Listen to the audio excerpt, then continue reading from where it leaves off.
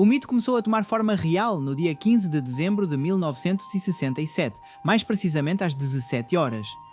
E não em qualquer lugar, é claro, mas em uma cidade chamada Point Pleasant, localizada na Virgínia Ocidental, nos Estados Unidos. Se quiséssemos ser mais exatos, teríamos que nos dirigir à ponte que une essa cidade a Cayuga, em Ohio. Naquele momento, naquela parte do ano e coordenadas, ocorreu um grande congestionamento. 37 carros cruzavam vagarosamente entre si. Não só as pessoas voltavam de seus trabalhos, como também muitos viajavam carregando compras de Natal e grandes pinheiros nos bagageiros. De todos aqueles homens e mulheres, 46 não chegariam ao destino. Em certo instante, um barulho intenso, como um estrondo seco, foi ouvido. Todos ouviram e por um segundo o tempo congelou. Houve um instante antes do caos, em que todos os sobreviventes afirmam ter percebido que algo ruim estava acontecendo. Eles não estavam errados. A ponte desabou engolindo 31 dos 37 veículos. Buzinaços, gritos, desespero. O ar de repente ficou tenso e as imagens mais terríveis começaram a preencher tudo. Famílias inteiras afundavam em seus meios de transporte. Um homem lutava para subir no teto de seu caminhão. Animais de estimação que haviam dormido placidamente nos assentos traseiros espadanavam tentando não morrer. Outras pessoas, que não estavam na ponte, se jogaram na água instintivamente, com a esperança de poder resgatar alguém. Mas gritos e sirenes. 46 foram as vítimas fatais daquele horrível acontecimento. Um acontecimento que chocou a região, mas também todo o país, gerando um pânico gigante em relação às extensas pontes. E não só isso, depois que a famosa Ponte de Prata desabou, outro tipo de medo se despertaria. Muitos estavam convencidos de que o incidente tinha um culpado silencioso. Estamos falando de um ser que exatamente um ano atrás estava rondando a área, causando terror. Mas não nos adiantemos. Como resultou o colapso desta ponte? Na ascensão à fama de um dos criptídeos mais reconhecidos, quais foram seus antecedentes? Quem foram os primeiros a investigá-lo? É verdade que este ser estaria conectado com outros eventos estranhos, como profecias, discos voadores e a presença de homens de preto? E o mais importante, onde ocorreram suas últimas aparições? Ainda não sabe de que criatura estou falando? Então eu te convido a passar por aqui. Hoje quero apresentar o curioso caso do Homem-Mariposa. Quero contar a vocês que se essa ideia e esse tipo de histórias interessam, como fizemos com os Montes Apalaches recentemente. Isso foge um pouco do verdadeiro crime e esse tipo de vídeos. Então estamos tentando atingir outro público que talvez se interesse por este tema. Se vocês gostarem, escrevam criaturas nos comentários e temos mais de 500 pessoas comentando criaturas. E este vídeo supera 10.000 likes em 24 horas. Vamos fazer uma segunda parte, talvez falando de algum outro criptídeo, pode ser, não sei. Pé grande nesse ou o que vocês querem que falemos aqui embaixo. Então vocês podem escrever sugestões também, porque vamos levar em conta tudo o que vocês pedirem. Agora sim, vamos começar.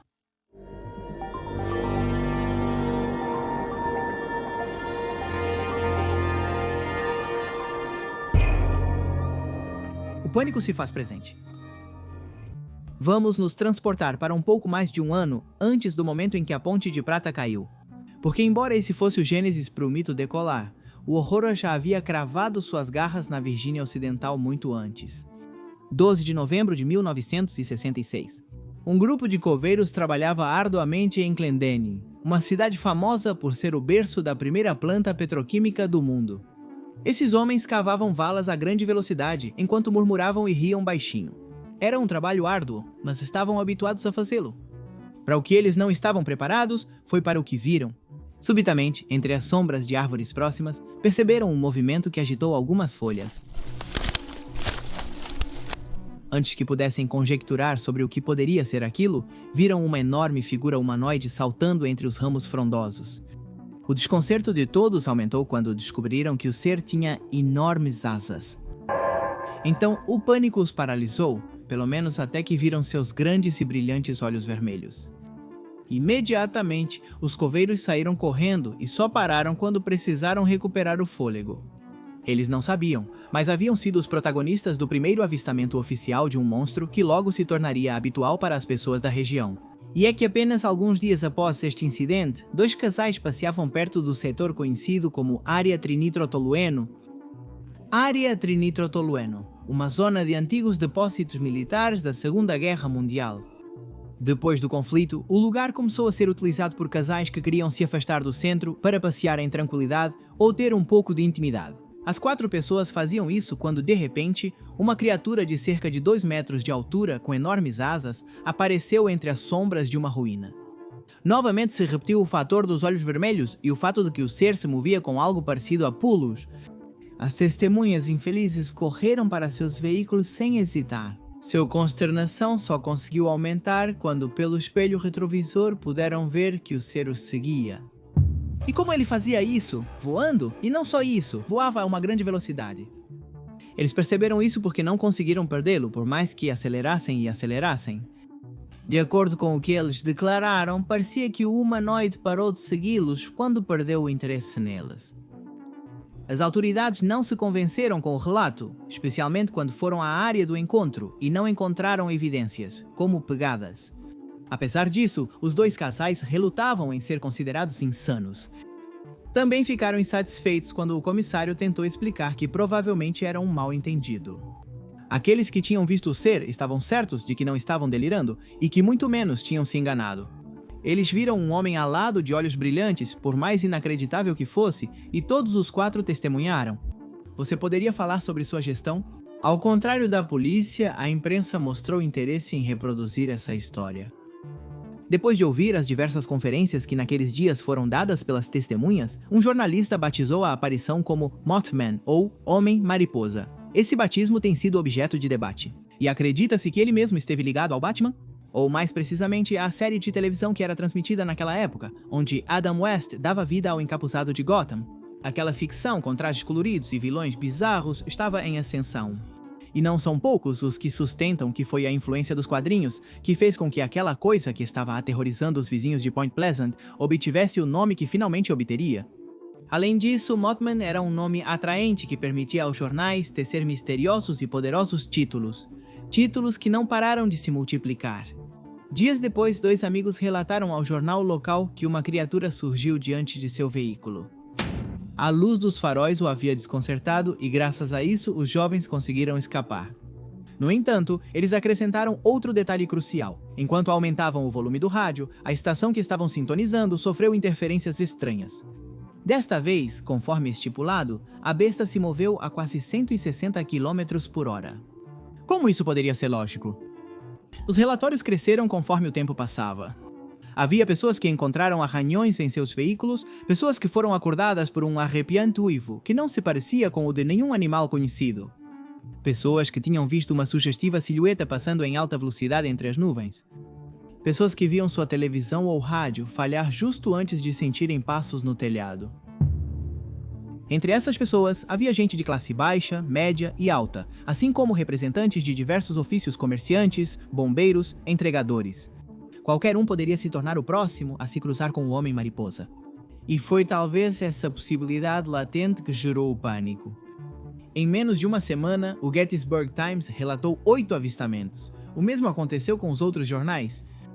Até começaram a falar que alguns cães e gatos haviam desaparecido de suas casas durante a madrugada. Alertados, um grupo de vizinhos decidiu que se a polícia não pudesse fazer nada, teriam que assumir o controle da situação. De um dia para o outro, muitos residentes começaram a andar armados se saíssem à noite. A paranoia lhe havia escalado a níveis inimagináveis e criou o ambiente ideal para que a qualquer momento ocorresse uma tragédia. Por isso, ao mesmo tempo que crescia o furor pelo Mothman, as autoridades disseram que era hora de intervir. Com o objetivo de desativar qualquer possível problema que pudesse surgir do medo generalizado, a polícia local convocou vários profissionais para que pudessem dar uma explicação lógica ao que estava acontecendo. Foi assim que chegaram ao Dr. Robert L. Smith, professor universitário especializado em vida selvagem. O homem analisou os casos apresentados, as descrições das vítimas e, após alguns dias consultando seus livros e anotações, chegou a uma conclusão que logo se tornou vox populi entre os céticos. Segundo Smith, o que havia estado aterrorizando Point Pleasant não era nada mais que uma garça canadense que se desorientou em sua rota de migração convencional. As garças canadenses podem chegar a ter mais de 1 metro de altura e possuem a pele vermelha e de cor brilhante ao redor dos olhos. Será que uma garça perdida era a culpada de tudo? Será que o medo havia distorcido tanto a percepção da realidade? Dessas pessoas que a tinham visto com o dobro do seu tamanho e voando a uma velocidade irrisória? As autoridades insistiram que realmente era isso que tinha acontecido. Aqueles que quiseram dar mais veracidade a essa explicação argumentaram que talvez se tratasse de uma cegonha, possivelmente mutante. Em que se baseavam simples. Ela havia sido vista, como dissemos, em uma área onde havia bunkers especializados na fabricação de munição. Poderia ter acontecido de um vazamento de substâncias químicas tóxicas resultar em um animal de proporções descomunais. Joe Nickel, um emergente investigador paranormal que com o tempo se caracterizaria pela sua vontade de desacreditar qualquer afirmação infundada sobre eventos anômalos, encontrou outras razões para a epidemia de avistamentos do homem-gorila. Para ele, tudo tinha sido uma bola de neve que tinha acumulado mais poder e densidade do que o previsto.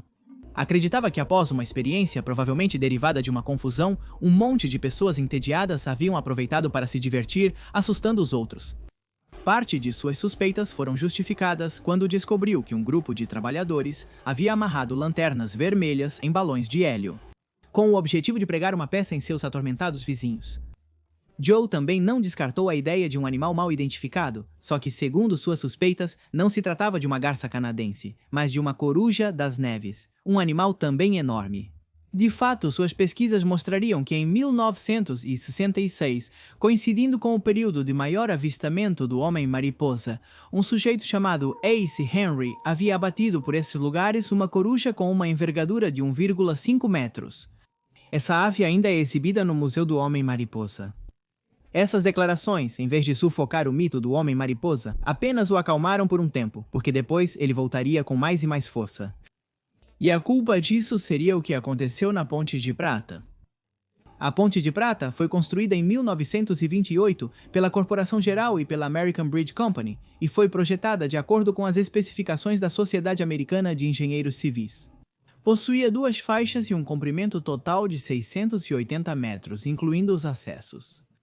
O nome de Ponte de Prata foi recebido por ser a primeira ponte suspensa de alumínio pintado do país.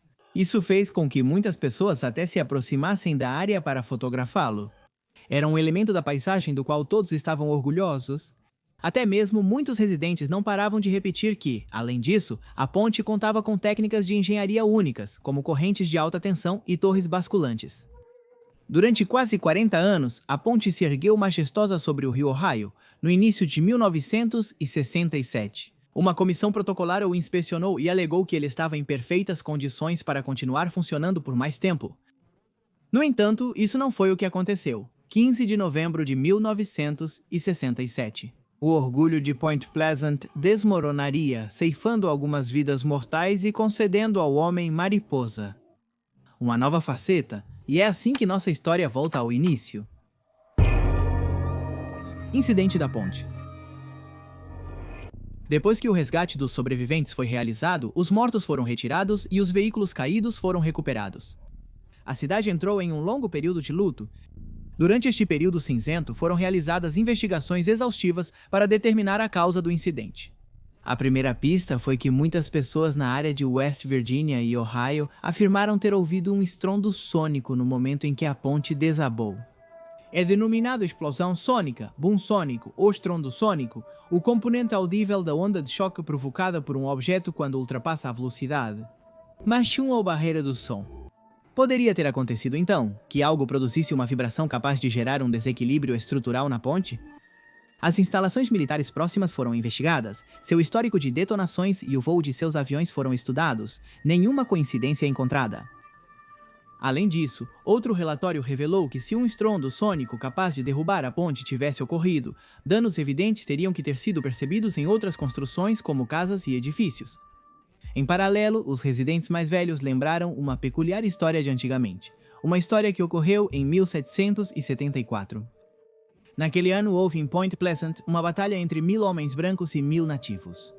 Estes últimos estavam sob o comando do chefe Cornstalk, que em determinado momento percebeu que a balança estava se inclinando a favor de seus inimigos. Ele disse à tropa que poderiam escolher lutar até a morte ou se render. Sem pensar muito, seus homens, feridos, dizimados e encurralados, preferiram se curvar diante do homem branco.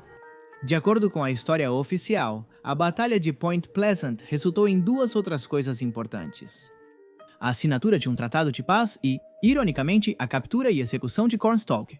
Dizem que o homem, antes de ser alvejado, lançou uma maldição em toda a área. Obviamente, a história da maldição indígena não acalmou os fatos nem o porquê do acontecimento. E para aqueles que buscavam uma explicação empírica do que havia acontecido, a encontraram pouco tempo depois. Aparentemente, tudo havia sido produto da falha de uma das placas que formavam os elos da corrente de suspensão da ponte. A mesma simplesmente tinha um pequeno defeito de construção. Por outro lado, as análises demonstraram a má manutenção da obra, isso sem contar que no momento do fatal acidente, a estrutura estava suportando mais peso do que o devido. A sentença unânime não deixava espaço para mistério, porém a sombra do Homem-Mariposa se fez presente novamente. E para isso foi de vital importância a participação do escritor e pesquisador Gray Barker. Evidências recentes indicam que Barker era cético na maioria dos casos que investigava, mas escrevia com fervor crente. Por questões financeiras, teria sido assim ou não? O certo é que ele conseguiu deixar uma enorme marca na Virgínia Ocidental graças ao seu livro de 1970, chamado A Ponte de Prata. Na obra, ele relacionava o desabamento da ponte às aparições prévias do homem, Mariposa. De acordo com ele, muitas testemunhas relataram ter visto a criatura próximo ao local do conflito, entre outros detalhes. Sempre, de acordo com seus relatórios, o Homem-Mariposa estava intimamente relacionado a outros fenômenos incomuns que ocorreram na área, como aparições de OVNIs e a presença de homens de preto.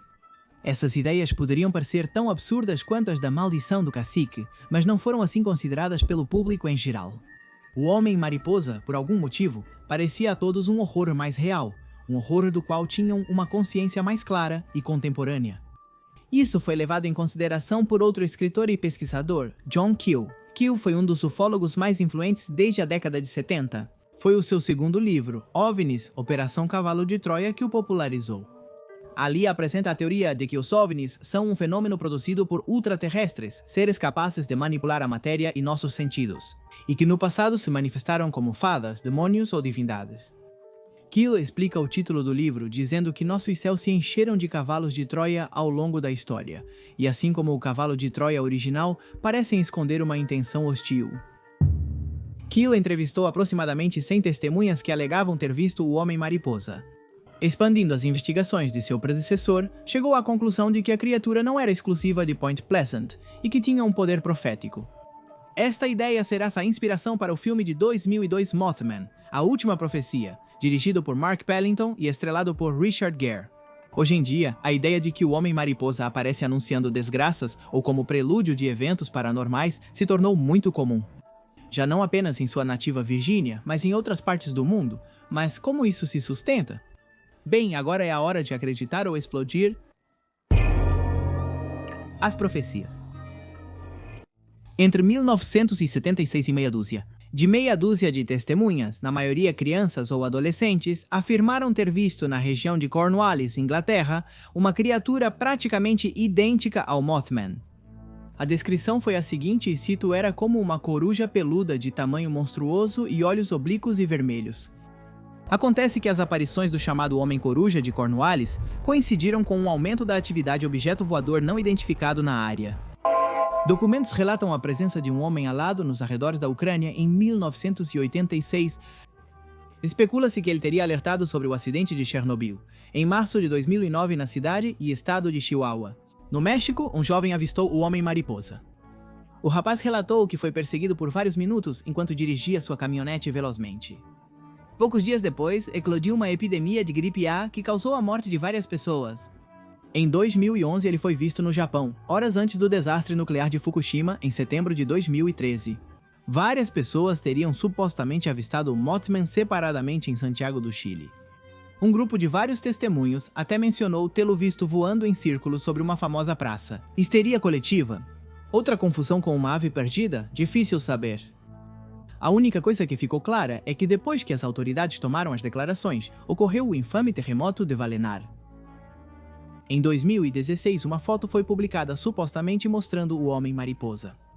A mesma foi tirada por um homem anônimo enquanto dirigia pela Rota 2, no condado de Mason. A imagem causou um enorme alvoroço, mas os profissionais se apressaram em dizer que a foto mostrava um pássaro, talvez uma coruja carregando uma rã ou uma cobra. A rota de onde a foto foi tirada foi palco de vários acidentes nos meses seguintes. E estes são apenas alguns exemplos, porque depois disso, o Homem-Mariposa teria emigrado para Chicago. Lá, em 2017, 3 testemunhas, de maneira independente, em diferentes lugares, viram este ser misterioso em um período de 4 horas. Alguns desses testemunhas também relataram que depois de ver a criatura, puderam ver um disco voador verde no céu. Desde então, a cidade teve mais de 50 avistamentos, que não foram mais seguidos por desastres ou calamidades. Alguns afirmam que o Homem-Mariposa, após mais de 6 décadas de atividade, enfim achou um novo lar. 934 quilômetros de onde tudo começou. 934 quilômetros que intuímos. O Homem-Mariposa poderia ter percorrido em muito pouco tempo, mas ele está realmente lá? Por que ele migrou para esse lugar? John Keel afirmou até sua morte em 2009 que os homens de preto tinham particular interesse em silenciar as testemunhas do Mothman. Qual é a relação deste criptídeo com os objetos voadores não identificados? O que conecta uma coisa à outra? As respostas não são conclusivas. A única certeza é que, por algum motivo, esta criatura consegue estar no lugar certo, no momento certo. E embora tenha alimentado e ainda alimente vários pesadelos, também é verdade que se construiu um culto à sua figura. Em 2002, Point Pleasant celebrou seu primeiro festival anual do Homem-Mariposa e no ano seguinte inaugurou uma estátua dele, esculpida por Bob Roach. Em 2005 foram inaugurados o Museu e Centro de Pesquisa Botman, um local que continua crescendo. O festival, ainda em atividade e com uma frequência de mais de 20 mil pessoas por ano, é celebrado no terceiro fim de semana de setembro. Durante o mesmo, são realizados diversos eventos com convidados de peso, exposições de vendedores e passeios de carroça pelas áreas onde o Homem-Mariposa foi visto. Em 26 de julho de 2015, estreou a série de televisão O Homem-Mariposa, dirigida pelo cineasta chihuahuense Sergio Carne, a qual foi inspirada em diversas aparições do gigante humanoide, em Cidade Pedro Meboque, localizada na zona centro-sul do estado. Em 2022 estreou Mothman Tapes, um fan footage escrito e dirigido por Philip Mearns. O filme retrata um youtuber vaidoso e decadente que acredita poder ficar famoso fazendo vídeos paranormais. Até que ele se depara, já imaginam com quem? Apesar do desastre do colapso da Ponte de Prata, houve aspectos positivos na falha.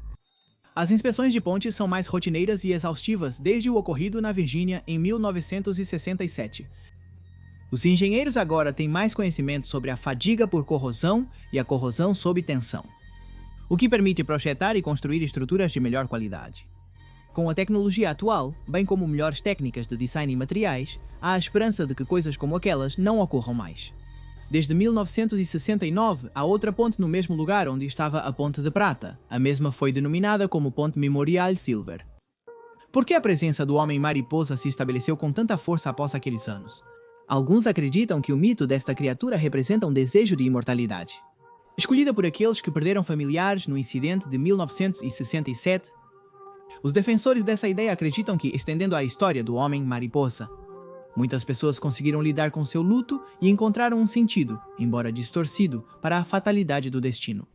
Não é um dado menor, parecendo até uma coincidência, apesar de seu valor, que várias etnias da América Central e do Sul associam a mariposa à morte e ao azar. Nessas crenças, a mariposa é conhecida por vários nomes, como bruxa negra, mariposa da morte ou mariposa do país dos mortos, embora na verdade não seja uma mariposa. De qualquer forma, os criptídeos continuam fascinando as pessoas por suas peculiaridades. Trata-se de animais que nos lembram que, por mais que o progresso avance, a natureza sempre tem uma surpresa na manga.